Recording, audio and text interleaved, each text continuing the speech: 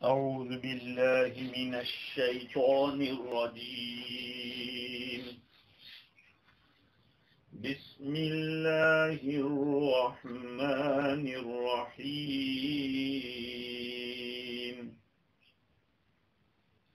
اليوم أحل لكم الطيبات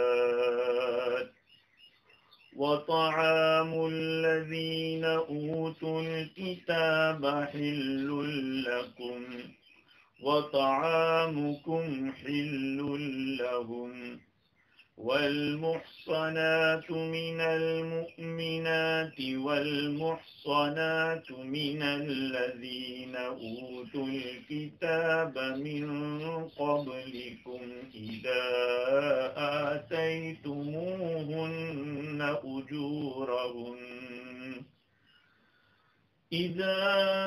آتيتموهن أجورهن محصنين غير مسافحين ولا متخذي أخدان ومن يكفر بالإيمان فقد حبط عمله وهو في الآخرة من الخاسرين. صدق اللہ العظیم. بزرگوں، پیارے بھائیوں، سننے والی خواتین، مائیں اور بہنیں، کل گزشتہ ہماری گفتگو چل رہی تھی شکاری جانور کے کیے ہوئے شکار کا حلال ہونا کن شرطوں کے ساتھ حلال ہے. اب آج جو آیت پڑھی گئی ہے اس میں اہل کتاب یہود و نصارہ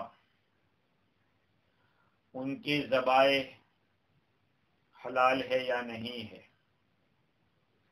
اور اس کے ساتھ ساتھ ان کی عورتوں کے ساتھ نکاح کرنا کیسا ہے. حلال اور حرام کی بات چل رہی ہے. اس آیت کریمہ کے بعد وضو کی آیت آئے گی. وضو کرنے کا طریقہ اور اس کے ساتھ ساتھ تیمم کا بھی طریقہ آئے گا، لیکن پہلے ان دونوں کو بیان کیا بقول حکیم الامت حضرت مولانا اشرف علی تھانوی نور اللہ مرقدہ کے کہ کھانا قوام بدن کے لیے ہوتا ہے اور نکاح بقائے نوع انسان کا سبب ہے. کھانا کھانے سے انسان کی باڈی بنتی ہے، باقی رہتی ہے، اور نکاح کے ذریعے انسان کی نسل باقی رہتی ہے. اس لیے ان دونوں کو پہلے بیان کیا ہے اور وضو کی باری بعد میں آئے گی. خیر، پہلے ہم ترجمہ کر لیتے اس آیت کریمہ کا.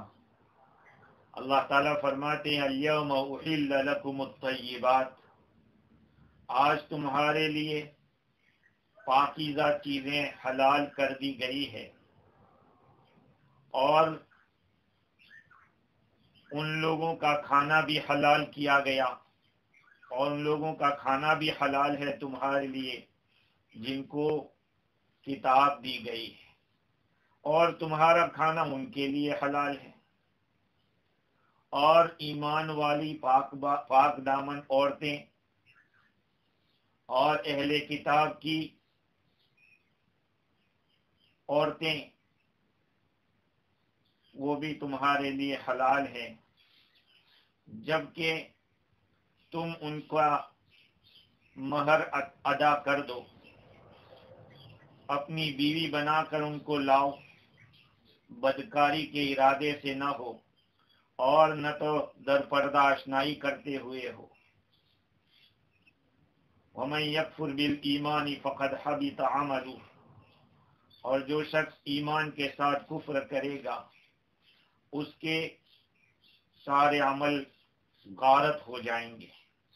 وَهُوَ فِي الْآخِرَةِ مِنَ الْخَاسِرِينَ، اور آخرت میں نقصان اٹھانے والوں میں سے ہوگا.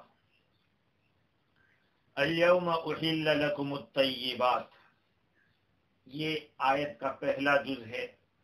اس سے پہلے بھی ایک لفظ گزرا ہے، اسی طرح کا جزو گزرا ہے، احل لکم الطیبات. لوگوں نے پوچھا تھا حضور سے کیا حلال ہے، تو اللہ تعالیٰ نے فرمایا کہ بتا دو احل لکم الطیبات، پاکیزہ چیزیں تمہارے لیے حلال ہیں. تو وہاں تو خبر دی گئی تھی کہ بھئی پاکیزہ چیزیں حلال ہیں. اب یہاں پہ جو بتلایا جاتا ہے کہ آج تمہارے لیے حلال کر دیا گیا ہے سب پاکیزہ چیزوں کو. اس میں اشارہ اس بات کی طرف ہے کہ اس میں کوئی کینسلیشن آنے والا نہیں ہے. پاکیزہ چیزیں اپنی جگہ پر ہمیشہ حلال رہے گی. اور بقول شاہ صاحب رحمۃ اللہ علیہ کے موجب القرآن میں ہے کہ ابراہیم علیہ السلام کی شریعت میں پاکیزہ چیزیں حلال تھی. پھر تورات میں بنی اسرائیل کی سرکشی کی وجہ سے بہت سی پاکیزہ چیزیں حرام کر دی گئی. خود انہوں نے اپنے اوپر حرام کی، اللہ کی طرف سے بھی حرام کی گئی. انجیل میں حلال و حرام کے احکام نہیں تھے. یہ الگ بات ہے کہ عیسیٰ علیہ السلام نے بھی پاکیزہ چیزوں کو حلال کرنے کا کام کیا اللہ کے حکم کے مطابق. لیکن حضور اکرم صلی اللہ علیہ وسلم کی شریعت، لائی ہوئی شریعت، یہ ملت ابراہیمی کے اوپر یہ شریعت ہے. لہذا ابراہیم علیہ السلام کی شریعت میں جو چیزیں تھیں حلال وہ اس شریعت میں بھی حلال. لیکن اس کے ساتھ ساتھ یہ کبھی کینسل نہیں ہوگی. یہ ہمیشہ قیامت تک کے لیے یہ احکام باقی رہیں گے، اس کو کوئی چینج نہیں کر سکتا. تو پہلے حلال تھی یا نہیں تھی اس سے کوئی لینا دینا نہیں. اب جو ہے حلال جو ہو گئی ہے وہ ہمیشہ حلال رہے گی. الیوم احل لکم الطیبات، پاکیزہ چیزیں تمہارے لیے حلال کر رکھی گئی ہے، وہ کبھی منسوخ نہیں ہوگی. وطعام الذین اوتوا الکتاب حل لکم وطعامکم حل لہم، اور تمہارا کھانا اور ان لوگوں کا کھانا جن کو کتاب دی گئی وہ تمہارے لیے حلال ہے. یعنی یہود و نصارہ کا کھانا تمہارے لیے حلال ہے اور تمہارا کھانا ان کے لیے حلال ہے. اب یہ کھانے سے کیا مراد ہے، اس کے بارے میں علماء کرام نے بقول امام راضی کے کہ 3 احتمال ہیں. ایک احتمال تو یہ ہے کہ ان کا ذبح کیا ہوا جانور حلال ہے، اور دوسرا مطلب کھانے سے روٹی ہے، پھل ہے جس میں ذبح کرنے کی ضرورت نہ پڑتی ہو، وہ چیزیں اس سے مراد ہیں. اور تیسرا قول یہ ہے کہ تمام کھانے چاہے ذبح کرنے کی ضرورت پڑتی ہو یا نہ ہو، لیکن پہلا قول زیادہ راجح ہے. اسی کو یہاں بیان کیا گیا ہے، جیسے کہ اکثر مفسرین یہ فرما رہے ہیں کہ اہل کتاب کا ذبح کیا ہوا تمہارے لیے ایمان والوں کے لیے حلال ہے. اب ہمیں یہ جاننا ہے کہ اہل کتاب سے کون مراد ہے. قرآن مجید جس وقت نازل ہوا تھا اس وقت اہل کتاب کی کیفیت کچھ الگ تھی، آج ان کی کیفیت کچھ الگ ہے. اس لیے علماء کرام نے لکھا ہے کہ اہل کتاب سے مراد وہ اہل کتاب ہیں جن کا عقیدہ ہو آسمانی دین کا، اور ان کے پاس کوئی نازل کی ہوئی کتاب بھی موجود ہو، جیسے کہ صحائف بھی اترے ہیں. دیکھو کتابیں تو بڑی 4 اتری ہیں، لیکن اور صحیفے بھی اللہ تعالیٰ نے اتارے تھے. 4 کتابیں تو یہ تورات، زبور، انجیل اور قرآن. لیکن حضرت ابراہیم علیہ السلام کو بھی صحیفے عطا کیے تھے، شیس علیہ السلام کو بھی عطا کیے تھے. تقریباً 104 کتابیں بیان کی جاتی ہیں، جن میں یہ 4 بڑی کتابیں ہیں، باقی چھوٹی تھی. تو عالمگیری کے حوالے سے جلالین شریف کے حاشیے میں یہ بات لکھی ہے کہ جو کوئی آدمی آسمانی دھرم کا اعتقاد رکھتا ہو اور اس کے پاس کوئی آسمانی کتاب ہو، چاہے وہ صحف موسیٰ، صحف ابراہیم و شیس ہو یا داؤد علیہ السلام کی زبور ہو، وہ سب اہل کتاب میں سے ہیں. ان کے ساتھ نکاح کرنا بھی جائز اور ان کا ذبح کیا ہوا حلال رہے گا. لیکن آج کے دور کے اندر کیا یہ چیز پائی جاتی ہے یا نہیں پائی جاتی؟ یہ ایک بہت بڑا اہم سوال ہے.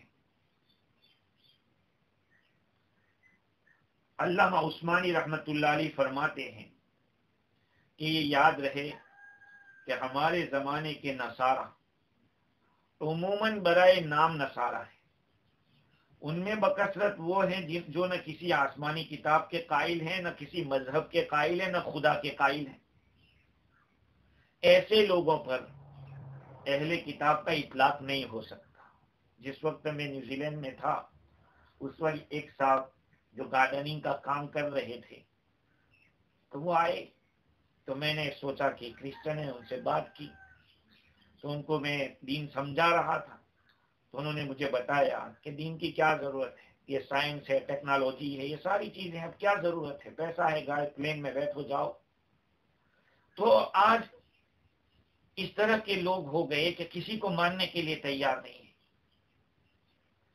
علامہ عثمانی فرماتے ہیں رحمہ اللہ کہ ان لوگوں کے اوپر اہل کتاب کا اطلاق نہیں ہو سکتا، لہذا نہ ان کا ذبیحہ حلال ہوگا اور نہ ان کی عورتوں کے ساتھ نکاح کا معاملہ ہوگا. اور ایک بات یاد رکھنے کی ہے، وہ یہ ہے کہ شریعت نے صرف حکم بتلایا ہے کہ بھئی حلال ہے، بس. شریعت نے رغبت نہیں دلائی ہے، آپ کو اس کی طرف بلایا نہیں کہ کرو تم لوگ، بلکہ اگر ایسے حالات ہو جاوے کہ نکاح کرنا پڑ جاوے تو پھر کر سکتا ہے، جبکہ یہ شرط پائی جاتی ہو. اس میں مطلب یہ ہے کہ حرام ہونے کی کوئی وجہ نہیں ہے اگر اہل کتاب عورت ہے تو، اور ان کا ذبح کیا ہوا. جیسے کہ تفسیر ابن کثیر کے اندر علامہ ابن کثیر نے لکھا ہے کہ اصل میں ان لوگوں کے جو اہل کتاب، اصلی اہل کتاب ہیں، ان لوگوں کے یہاں ذبح کے وقت غیر اللہ کا نام وہ لوگ نہیں لیتے، غیر کے نام سے ذبح نہیں کرتے. اور اسی طرح سے ان کا عقیدہ یہ ہے کہ غیر اللہ پہ ذبح کیا ہوا حرام ہے. یہ 2 چیزیں ان لوگوں میں پائی جاتی تھی. حالانکہ اور بھی کچھ چیزیں خراب تھی ان کے اندر، جو اللہ تعالیٰ کی شان کے خلاف باتیں ان میں تھی، لیکن اللہ تعالیٰ نے 2 نبیوں کے طفیل میں ان کی شان کے پیش نظر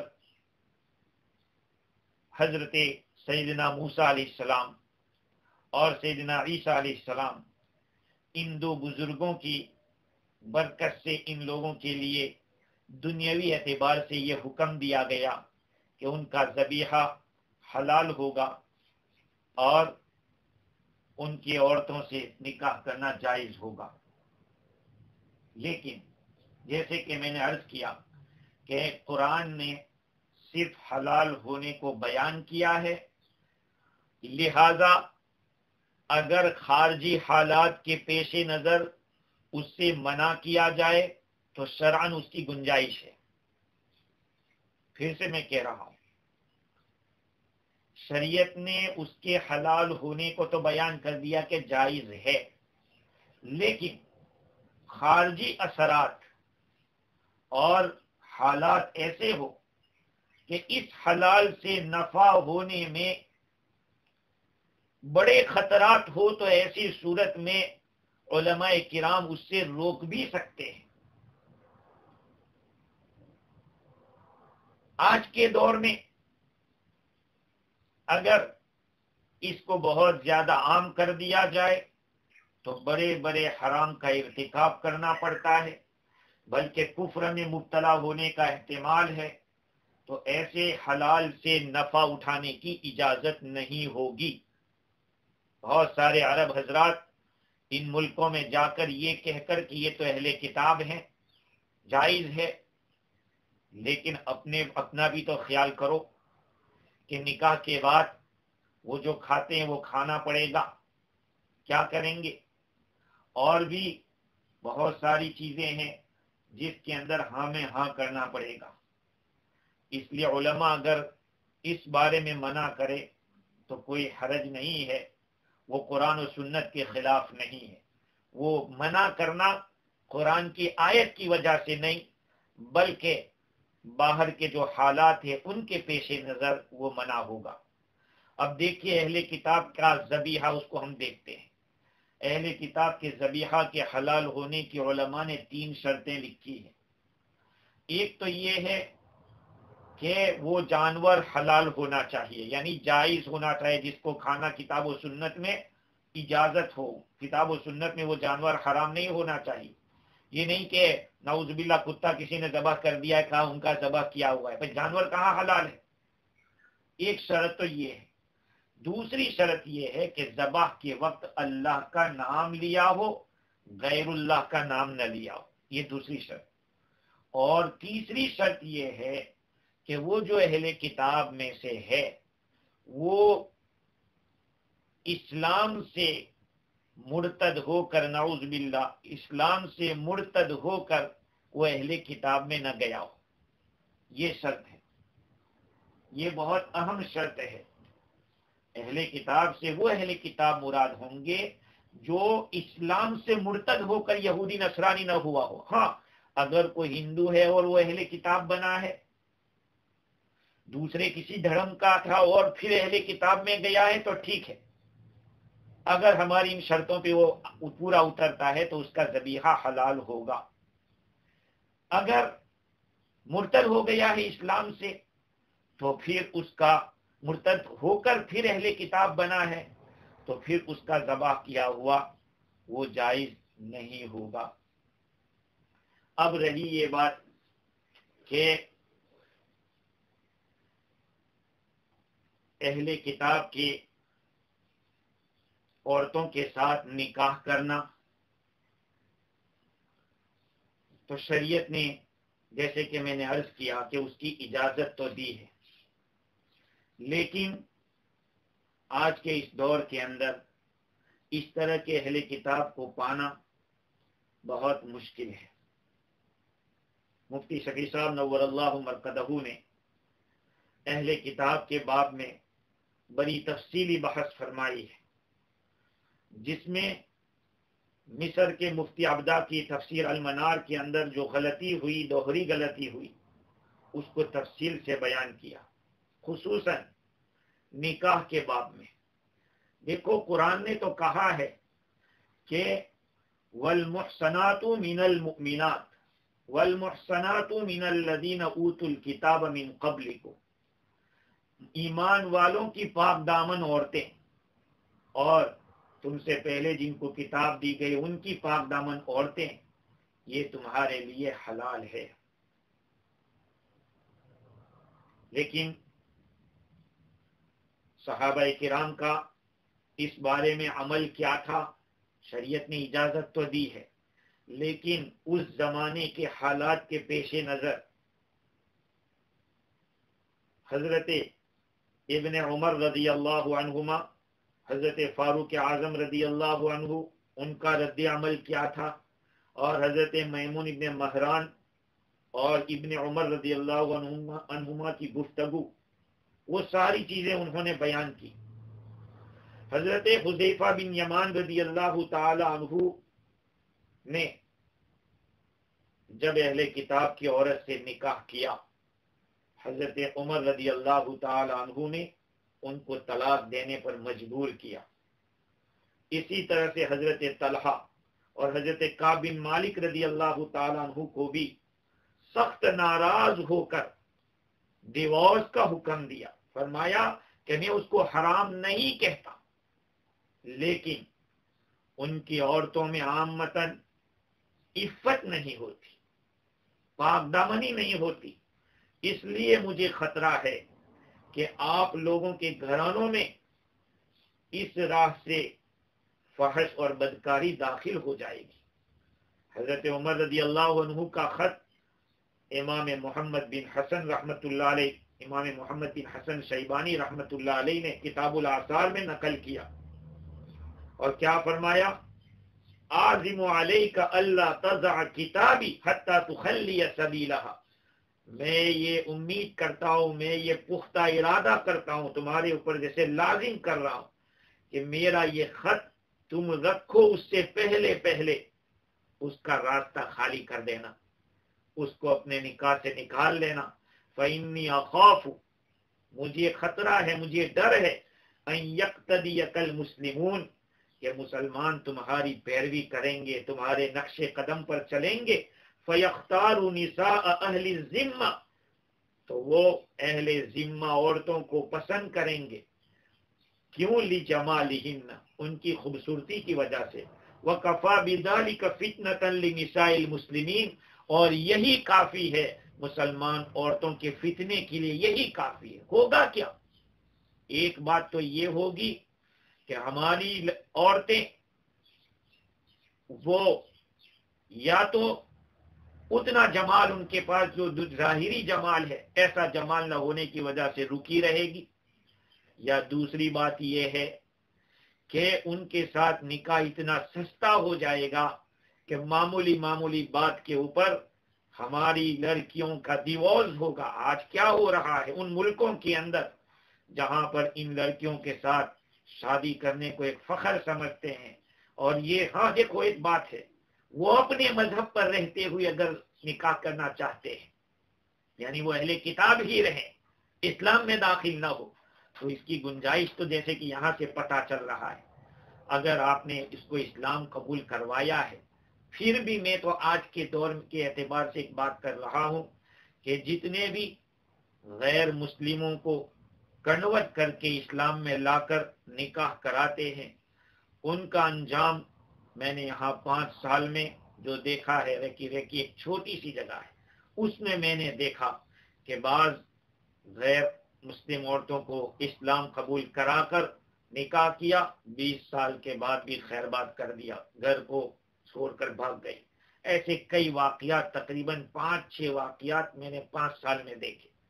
تو یہ تو چھوٹی سی جگہ ہے، نیوزی لینڈ میں کے قیام کے زمانے میں کئی واقعات ایسے دیکھے۔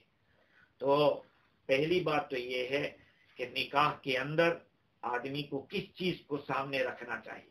حضرت عمر رضی اللہ تعالی عنہ اتنا باہوش آدمی، جن کے بارے میں میرے اور آپ کے آقا سرکار دو عالم صلی اللہ علیہ وسلم نے فرمایا، لو کان بعدی نبی لکان عمر، اگر میرے بعد کوئی نبی ہو سکتا تھا تو عمر ہوتا۔ یہاں میرے حضرت الاستاد مولانا سید ابرار احمد صاحب نور اللہ مرقدہ یہ بات فرمایا کرتے تھے کہ صدیق اکبر کا نام نہیں لیا، حضرت عمر فاروق کا نام لیا۔ اس میں ایک بہت باریک اشارہ اس بات کی طرف ہے کہ صدیق اکبر تو حضور میں فنا ہو چکے تھے، تو بعد ہی حضور فرمائے کہ میرے بعد، تو صدیق اکبر تو فنا ہے، اس لیے اب ان کے بعد جو ہوگا وہ حضرت عمر کی باری آتی ہے۔ حضرت عمر رضی اللہ تعالیٰ عنہ نے ادھر ایک بات کہی ہے، اللہ تعالیٰ نے اس طرح کا حکم نازل فرمایا جس کو موافقات عمری کہتے ہیں۔ حضرت عمر رضی اللہ تعالیٰ عنہ کی باتوں کی جو قرآن کی موافقت کی حضرت عمر رضی اللہ عنہ کی باتوں نے، تو اس کو بیان کیا گیا ہے روایات کے اندر. خیر حضرت عمر رضی اللہ تعالیٰ عنہ فرما رہے ہیں کہ مجھے یہ خطرہ ہے کہ اس راستے سے تمہارے گھروں میں فحش کاری اور بدکاری داخل ہو جائے گی. میں ایک قدم آگے چل کے ایک بات کہہ رہا ہوں یہاں پہ کہ دیکھو یہاں دو باتوں کو اس آیت کریمہ میں بیان کیا ہے. ایک تو ہے کھانے کی چیز اور دوسری یوں کہیے ایک شہوت بطن کے ساتھ تعلق رکھتی ہے اور ایک شہوت فرج کے ساتھ شرمگاہ کی شہوت کے ساتھ تعلق رکھتی ہے. یہ دونوں چیزیں اتنی امپورٹنٹ ہے اور اتنی خطرناک بھی ہے. آج امت نے ان دونوں کے اندر دھوکہ کھایا.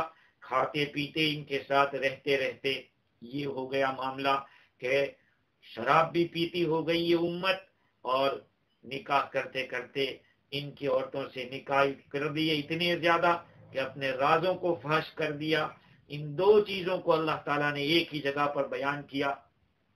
خیر تو میں یہ عرض کر رہا تھا کہ ان عورتوں کے ساتھ نکاح کرنے کے بارے میں اللہ تعالیٰ نے فرمایا والمحصنات من المؤمنات والمحصنات من الذین اوتوا الکتاب من قبلکم.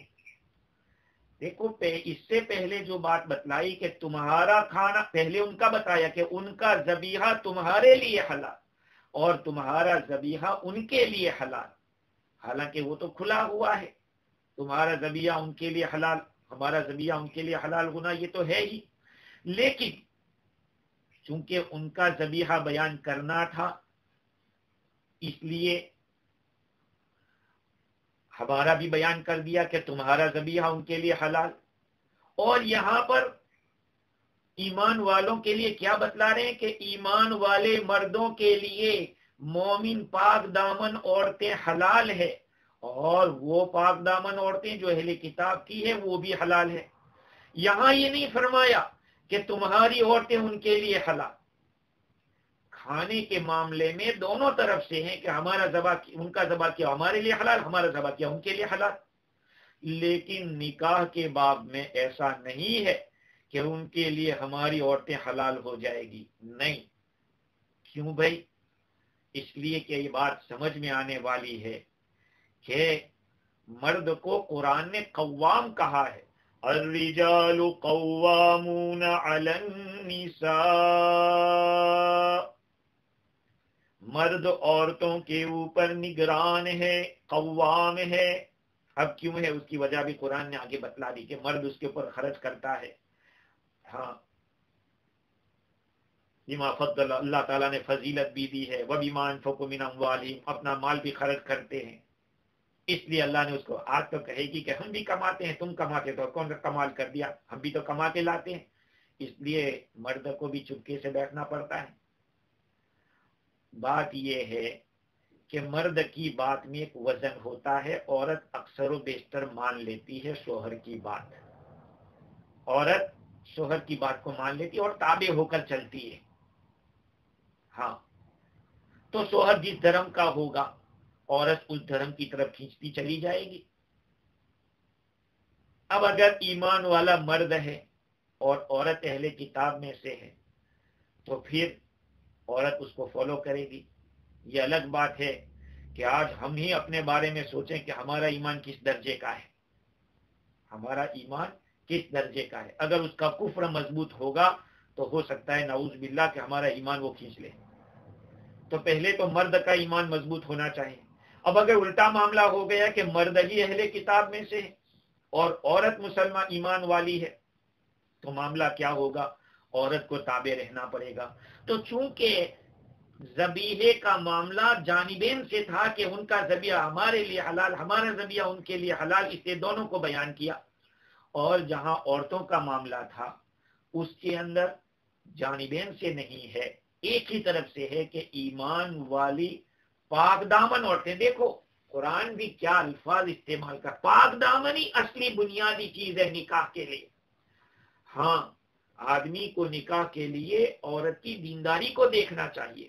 آج تو مرد پہلے پوچھتا ہے کہ تم کیا کام کرو گی. ہاں آپ کون سا جاب کر سکتی ہو. تو میں تو کہتا ہوں کہ یہ نامردی ہے کیونکہ روٹی کپڑا اور مکان یہ تو مرد کی ذمہ داری ہے. اب اسے کموانے کی کیوں بات کر رہا ہے؟ قرآن نے والمحصنات کا لفظ استعمال کیا کہ پاک دامن عورت وہ نکاح کے اندر بنیاد ہونی چاہیے. ایمان والی پاک دامن عورتیں اور اہل کتاب کے بھی پاک دامن عورتیں. اگر اہل کتاب کی پاک دامن، دیکھو مسلمان بھی پاک دامن نہیں ہے نکاح تو ہو جائے گا، اہل کتاب کی عورت بھی اگر پاک دامن نہیں ہے تو نکاح تو ہو جائے گا. لیکن جو مقصود ہے نکاح کا، جو غایت ہے نکاح کی، وہ مکمل حاصل نہیں ہوگی. جو نکاح کا مقصود ہوتا ہے وہ مقصود حاصل نہیں ہوگا. اللہ تعالیٰ نے آگے فرمایا اذا آتیتموہن اجورہن، جب کہ تم ان کا مہر ان کو دے دو. ہاں، مہر کا ذکر کرنا کوئی فرض واجب نہیں ہے، وہ تو نکاح ہوا مہر خود بخود واجب ہو جائے گا. لیکن مستحب اور سنت یہ ہے کہ پہلے مہر مقرر کر دینا چاہیے، کیونکہ یہاں پہ ایک معاملہ ہو رہا ہے، ایک ڈیل ہو رہا ہے. عورت اپنی طرف سے ایک چیز دے رہی ہے اور شوہر اس چیز کو لینے والا اور قبول کرنے والا ہے. لہذا شوہر کیا دے گا عورت کو؟ مہر عورت کا حق ہے، وہ چاہے اپنی ذات پر خرچ کرے، اپنے ماں باپ کو دے دے یا اپنے شوہر کو معاف کر دے دے. یہ سارے اختیارات عورت کے ہاتھ میں ہے، اس لیے کہ وہ چیز وہ اس کا اجور ہونا، ان کی اجرت قرآن نے بتلایا، یہ ان کی اجرت ہے، عورتوں کی اجرت ہے. اذا آتیتموہن اجورہن محسنین غیر مسافحین ولا متخذی اقدان. مقصد نکاح کا کیا ہونا چاہیے؟ اپنی بیوی بنا کر لانے کا ارادہ ہونا چاہیے. محسنین کا ترجمہ حضرت حکیم الامت رحمۃ اللہ علیہ نے بیوی بنانے سے کیا، اور مولانا جالندری رحمۃ اللہ علیہ نے عفت قائم کرنے کے لیے. بھئی نکاح کیوں کیا جاتا ہے؟ عفت قائم کرنے کے لیے. بہت سے لوگ یہاں بھی آئے، نیوزی لینڈ میں جب تھا تو کوئی نکاح کے لیے آتا تھا غیر مسلم کو اسلام قبول کرا کے، میں پہلا سوال یہ کرتا تھا why do you accept Islam, تم اسلام کیوں قبول کر رہے؟ تو وہ اشارہ کرتی شوہر مرد کی طرف کی اس کی وجہ سے. میں نے کہا اسلام اس لیے نہیں قبول کیا جاتا، اسلام because it is true religion, صحیح سچا دھرم ہے، اس لیے اس کو قبول کیا جاتا ہے. بھئی مرد تو ایسے بھی مل جائے گا، لیکن اسلام اس لیے نہیں قبول کرتے. اور جہاں کہیں بھی کسی کے لیے نکاح کے لیے اسلام قبول کیا جاتا ہے، وہاں دیر تک وہ کام نہیں چلتا ہے، کچھ ہی دنوں کے اندر پھر گڑبڑ شروع ہو جاتی ہے. پہلے میں اسی لیے مشورہ دیتا ہوں، جو بھی سنے وہ اپنے دوستوں کو بھی مشورہ دے کہ اگر کوئی عورت اسلام میں داخل ہو کر نکاح کرنا چاہتی ہے، اس کو پہلے یہ کہے کہ تو پہلے ریسرچ کر، تو اس کے بارے اسلام کے بارے میں معلومات حاصل کر کے یہ کیسا دھرم ہے، بعد میں آگے بات کرنا. کیونکہ نکاح کے جو ایک جوش ہوتا ہے جوانی کا، اس جوش میں تو آدمی ہوش کھو بیٹھتا ہے، نکاح کر لیتا ہے، اور پھر جب ہوش ختم ہوش ٹھکانے آتے، جب جوش نکلتا ہے تب پتا چلتا ہے کہ مجھے کیا کرنا تھا اور کیا کر ڈالا. اس لیے نکاح کا مقصد پاک دامنی حاصل کرنا ہو. اور مولانا ادریس صاحب رحمۃ اللہ علیہ نے یہ ترجمہ کیا کہ قید نکاح میں لانے والے، قید نکاح میں لانے کے لیے. اسی لیے نکاح وہی صحیح ہے جو میعادی نہ ہو. میعادی کا مطلب یہ کہ ٹیمپرری نہ ہو. نکاح میں ہمیشہ ہمیش کے لیے نکاح ہوتا ہے. ٹیمپرری اگر نیت سے نکاح کیا ہے 1 مہینے کے لیے یا 2 مہینے کے لیے جیسے شیعہ لوگ کرتے ہیں، وہ حرام ہے، متع بھی حرام ہے اور نکاح موقت بھی حرام ہے. اسلام میں نکاح کیا جاتا ہے ہمیشہ ہمیش کے لیے. اب رہا سوال، چلو اہل کتاب کا تو مسئلہ حل ہو گیا، لیکن دنیا میں اور بھی بہت سارے دھرم کے لوگ پائے جاتے ہیں. آگ کی پوجا کرنے والے ہیں، بتوں کی پوجا کرنے والے ہیں، ہندو دھرم کے ہیں، سکھ لوگ ہیں، آریہ سماج کے لوگ ہیں، بدھسٹ لوگ ہیں. تو چونکہ ان کے پاس آسمانی کتاب اس طرح کی نہیں ہے، اس لیے ان کے ساتھ وہ معاملہ نہیں کیا جائے گا. اس آیت کریمہ میں اللہ تعالیٰ نے خاص طور پر اہل کتاب عام کافروں سے الگ ہے 2 حکموں کے اندر اس کو بیان کیا ہے. ایک ہے ذبیحہ اور ایک ہے نکاح. چونکہ اہل کتاب کا جو اصل عقیدہ تھا توحید کا وہ تو تھا، وہ توحید کے بھی قائل، رسالت کے بھی قائل، معاد کے بھی قائل. جتنے بھی انبیاء علیہ السلام دنیا میں تشریف لائے یہ سارے ان اصول میں تو ایک تھے. سب نے توحید کا حکم دیا، رسالت کو بتلایا اور معاد آخرت کو بتلایا. یہ لوگ یہی توحید کے اندر ہی خالی ہے. اب کچھ لوگوں نے یہ کوشش کی، آج بھی کہہ دیتے ہیں بغیر تحقیق کے، وید کے بارے میں اور کچھ گرنتھ کے بارے میں بلا تحقیق کسی کتاب کو آسمانی کتاب کہہ دینا یا کسی آدمی کو نبی کہہ دینا جو گزرے ہیں ان لوگوں کے بارے میں، اس کا ہمیں اختیار نہیں ہے. ہاں اگر ثبوت ہے پکا کی آسمانی کتاب ہے تو جیسے میں نے عرض کیا 104 میں سے وہ بات الگ ہے. لیکن اپنے مقاصد کو پورا کرنے کے لیے یا سیاست کے اندر اپنا نام کرنے کے لیے بہت سارے الگ الگ لوگوں کو بھی نبوت کا ایک بہت بڑا جو ایک مقام ہے وہ دے دیتے ہیں. اس کے بارے میں تھوڑا سوچنا چاہیے اور شریعت کے دائرے سے نہیں نکلنا چاہیے. خیر تو میں یہ عرض کر رہا تھا کہ اللہ تعالیٰ نے اس آیت کریمہ میں اہل کتاب کے ذبیحے کو اور اسی طرح سے ان کی عورتوں سے نکاح کو ان شرطوں کے ساتھ جائز رکھا ہے.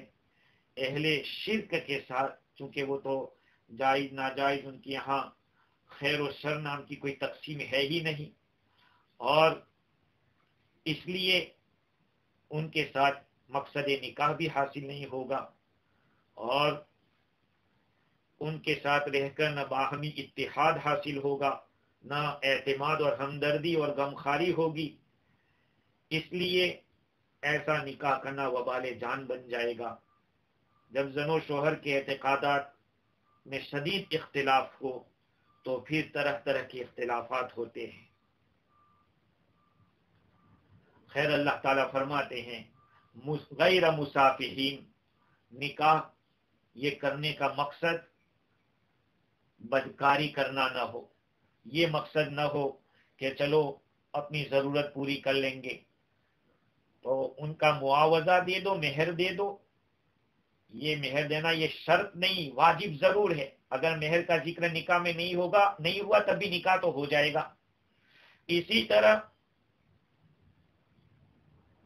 تم ان کو اپنی بیوی بنا کر نکاح میں لاؤ اور نہ تو علانیہ بدکاری کرو، ان کے ساتھ بدکاری بھی نہیں کرنا ہے، زنا بھی نہیں کرنا ہے اور در پردہ آشنائی بھی نہیں کرنا ہے، یعنی سیکریٹلی بھی اور اوپنلی بھی. ان تمام چیزیں برائیوں سے بچنا ہے. یہ اللہ تعالیٰ نے احکام بیان کیے ہیں. یہ سوچ کر کہ تو اہل کتاب ہے چپکے سے نکاح کر لیا، یہ نہیں بتایا کہ یہ اہل کتاب نہیں ہے، اس کا دھرم کیا ہے وہ نہیں بتایا. ہاں تو پھر اللہ تعالیٰ فرماتے ہیں وَمَنْ يَكْفُرْ بِالْإِيمَانِ فَقَدْ حَبِطَ عَمَلُهُ، جو شخص ایمان کے ساتھ کفر کرے گا تو اس شخص کا عمل غارت ہو جائے گا. مثلا جو حلال قطعی ہے، جس چیز کو حلال کہا ہے یا جس کو کھلا حرام کہا ہے، اس کا اگر انکار کرے، حلال کو حرام کہنا بھی ہمارے یہاں تو برا ہے اور حرام کو حلال کہنا یہ بھی برا ہے. تو جو آدمی اس طرح کرے گا تو گویا کہ اس نے کفر کیا ہے. جب کفر کیا ہے تو اس نے جتنے بھی نیک عمل کیے ہیں وہ سب بیکار ہو جائیں گے اور آخرت میں وہ نقصان اٹھانے والا ہوگا. آخرت میں اس کو نقصان ہوگا. مولانا تھانوی رحمت اللہ علیہ فرماتے ہیں کہ وَمَنْ يَكْفُرْ بِالْإِيمَانِ فَقَدْ حَبِطَ عَمَلُهُ، اس کو اللہ تعالیٰ نے کتابی مرد و عورت کے ذبائح اور کتابی عورت کے نکاح کا حلال ہونا جو مذکور ہے، چونکہ بعض مسلمان نصرانی اور یہودی ہو جاتے تو شبہ ہو سکتا تھا کہ ان کے ساتھ بھی وہی معاملہ ہوگا، اس جملے سے اس کو دفع کر دیا کہ نہیں، اس کے اوپر حلال ہونے کا حکم نہیں لگایا جائے گا. اور دوسری بات یہ ہے، بعض مفسرین نے یہ فائدہ بیان کیا کہ اتنی عزت کی جو بات اللہ تعالیٰ نے اہل کتاب کو دنیا میں دی ہے، آخرت میں وہ بات نہیں ہوگی. بھئی دنیا میں ان کے ذبیحے کو حلال قرار دینا، ان کی عورتوں سے نکاح کو جائز قرار دینا، یہ صرف دنیاوی اعتبار سے حکم ہے. آخرت کے اعتبار سے تو اہل کتاب کو دنیا میں دے دی جو خود اللہ نے عزت دینی تھی دے دی، آخرت میں کفر سے وہ خراب ہوں گے۔ مولانا ادریس کاندلوی رحمت اللہ علیہ فرماتے ہیں کہ اس آیت سے اشارہ مل رہا ہے کہ یہ نکاح کی اجازت تم کو جو ملی ہے اس لیے دیے کہ تم اپنی قوت ایمانی سے ان کو اسلام کی طرف کھینچ لو، نہ اس لیے کہ تم ان پر مفتون ہو کر اپنے متاع ایمانی کو کھو بیٹھو۔ یہ اللہ تعالیٰ نے اس لیے وَمَن يَكْفُرْ بِالْإِيمَانِ، بھائی ایمان کے مقابلے میں جو کفر کرے گا، ایمان تو اللہ نے دے دیا ہے، مومن ہے آپ، لیکن آپ نے ان کی باتوں کو پسند کر کے، ظاہری بات ہے کفر ہو جائے گا۔ رضا بر کفر کفر باشد، کفر پہ راضی ہونا یہ بھی کفر ہے۔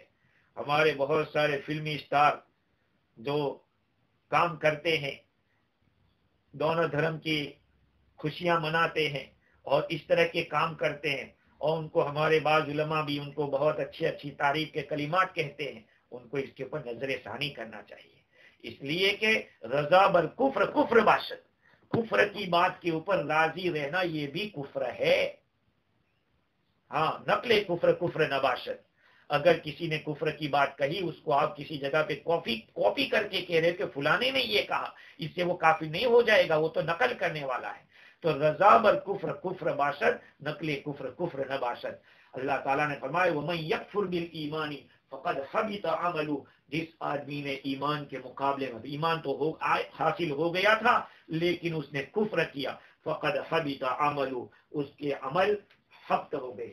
اب رہا سوال کہ اہل کتاب کا کھانا آپ نے کہا جائز، یہ شرطوں کے ساتھ، تو کیا حضور اکرم صلی اللہ علیہ وسلم نے اس کو کھایا ہے؟ آپ کو اس طرح کا سابقہ پڑا ہے؟ تو بعض علماء کرام نے، جیسے کہ حافظ ابن کثیر رحمت اللہ علیہ نے اس کو لکھا ہے، عبداللہ ابن مغفر رضی اللہ تعالیٰ عنہ کی روایت کہ خیبر کے دن چربی کی ایک تھیلی میرے پاس لائی گئی، میں نے اس کو سائڈ پہ کر دیا اور میں نے کہا لا اوتی اليوم من هذا احد، آج تو میں اس میں سے کسی کو نہیں دوں گا۔ حضور اکرم صلی اللہ علیہ وسلم مسکرا رہے تھے، انہوں نے دیکھا آپ صلی اللہ علیہ وسلم ہنس رہے تھے۔ یہاں سے علماء نے ایک دلیل یہ پکڑی ہے کہ یہود کا جو ذبیحہ ہوتا ہے وہ حلال ہے، اور جو چربی تھی وہ امام مالک رحمت اللہ علیہ اور ان کے جتنے فالوور ہیں وہ تو ناجائز کہتے ہیں کہ ان کا کھانا نہیں کھانا چاہیے، لیکن حنفیہ، شافعیہ اور حنابلہ انہوں نے اسی حدیث سے استدلال کیا ہے۔ اور ایک مسئلہ یہ بھی اس سے نکلتا ہے کہ ابھی مال غنیمت خیبر کا تقسیم نہیں ہوا تھا، اور تقسیم سے پہلے ہی حضرت عبداللہ ابن مغفر رضی اللہ عنہ نے سائڈ پہ کیا۔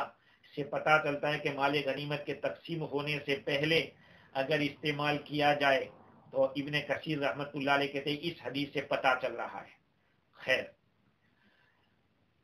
اس سے زیادہ بڑھیا حدیث اور ایک ہے جو کھلی ہوئی دلالت کر رہی ہے اہل کتاب کے ذبیحے کے حلال ہونے کی، وہ یہ ہے کہ اہل خیبر نے حضور اکرم صلی اللہ علیہ وسلم کو ہدیے میں ایک بنی ہوئی بکری پیش کی تھی، لیکن اس کے جو اگلے پاؤں تھے اس میں زہر لگا دیا تھا۔ آقا صلی اللہ علیہ وسلم کو بکری کے اگلے پاؤں بہت پسند تھے، آپ صلی اللہ علیہ وسلم نے ایک اگلا پاؤں لیا اور اس میں سے نوچنا شروع کر دیا، کھانا شروع کر دیا۔ اسی ذرا نے، اس اگلے پاؤں نے حضور صلی اللہ علیہ وسلم کو خبر دی کہ میرے اندر زہر ملا ہوا ہے۔ آپ صلی اللہ علیہ وسلم نے اس کو پھینک دیا، اسی کا آپ نے جو کھایا تھا، دانت مبارک رکھا تھا اس کے اوپر، اس زہر کا اثر اور اس کا اثر آپ کی ابہر رگ کے اندر بھی پایا گیا۔ اسی بکری سے بشر بن برا ابن معرور رضی اللہ عنہ نے بھی کھایا، جس کی وجہ سے ان کی موت ہو گئی، اور اس یہودیہ کو جس نے زہر ڈالا تھا اس کے بدلے میں اس کو قتل کیا گیا۔ اس عورت کا نام زینب تھا۔ اس حدیث سے کھلی ہوئی بات معلوم ہو رہی ہے، آپ صلی اللہ علیہ وسلم نے اس کو لیا، کھانا شروع بھی کیا، آپ کے ساتھ جو صحابہ تھے انہوں نے بھی کھایا اور نہیں پوچھا کہ یہ حلال ہے یا حرام ہے۔ کیونکہ آپ اللہ کے نبی صلی اللہ علیہ وسلم کا ہر عمل ایک دلیل کی حیثیت رکھتا ہے۔ دوسری ایک حدیث، آپ صلی اللہ علیہ وسلم کی مہمانی کی ایک یہودی نے، جس نے پیش کیا روٹی، جو کی روٹی کو اور پگھلی ہوئی بدبودار چربی کو، وَإِحَالَةٌ سَنِخَةٌ کا لفظ حدیث میں ابن کثیر نے نقل کیا، جس کا ترجمہ ودکن زنخن کہا ہے کہ ایسی چربی جو بدبودار تھی۔ اب آپ صلی اللہ علیہ وسلم کی خدمت میں اس کو پیش کیا گیا تھا۔ اس حدیث سے بھی پتہ چلتا ہے کہ آپ صلی اللہ علیہ وسلم کے زمانے میں، جیسے قرآن کی آیت بتا رہی ہے، آپ صلی اللہ علیہ وسلم اور صحابہ کرام نے بھی اس کو تناول کیا۔ تو اس طرح کا اگر موقع ہو اور اہل کتاب اس طرح کے پائے جاتے ہو تو پھر اس کی اجازت ہے، شریعت نے جائز کہا ہے۔ لیکن آج کے اس دور میں اس کو ڈھونڈنا بھی بہت مشکل ہے۔ پھر تو آپ اپنے دل کو سمجھا لو، پلین کے اندر بھی یہ سوچ کر کے ہو سکتا ہے کسی اہل کتاب نے ذبح کیا ہو۔ دیکھو بھائی، اگر کچھ دن نہیں کھائیں گے تو مر نہیں جائیں گے۔ حلال اور حرام کا مسئلہ بہت امپورٹنٹ ہوتا ہے۔ آج کل تو بس اللہ ہی رحم فرمائے، حلال کرنے کی اتنی زیادہ کوششیں ہوتی ہے، کھینچ تان کر حلال کروایا جاتا ہے۔ اللہ تعالیٰ مجھے اور آپ کو دین کی صحیح سمجھ عطا فرمائے، ہم سب کے ایمان کی حفاظت فرمائے، اور ایمان کو ڈیمیج کرنے والی ساری چیزوں سے ہماری اور ہماری نسلوں کی حفاظت فرمائے۔ وآخر دعوانا ان الحمدللہ رب العالمین۔